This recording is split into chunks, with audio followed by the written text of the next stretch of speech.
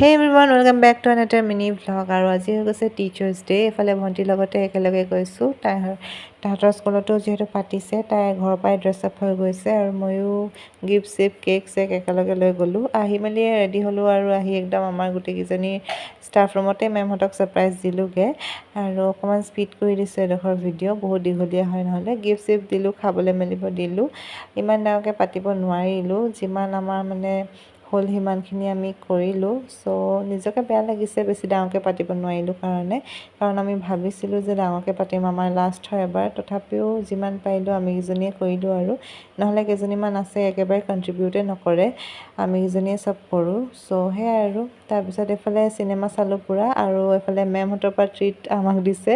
chowmein আৰু এইফালে roll তো সেইফালে আৰু ছাৰপ্ৰাইজ ট্ৰিট আৰু মেমহঁতৰ পৰা so' we are thankful for them আৰু এইফালে আমি খাই লৈছোঁ এতিয়া খাই মেলি চিনেমাখনো শেষ কৰিলোঁ আৰু অকণমান দেৰি পিছত তললৈ আহি গ'লোঁ আৰু বতৰটো চাওকচোন ইমান ধুনীয়া কৰিছে দুকপিমান ফটো মাৰি ল'লোঁ আৰু অকণমান ভিডিঅ' কৰি ৰাখিলোঁ কলেজখন যিহেতু আৰু বেছি দিন নায়েই আমাৰ কলেজখনত চ' সেয়াই আৰু মেমৰি হিচাপে থৈছোঁ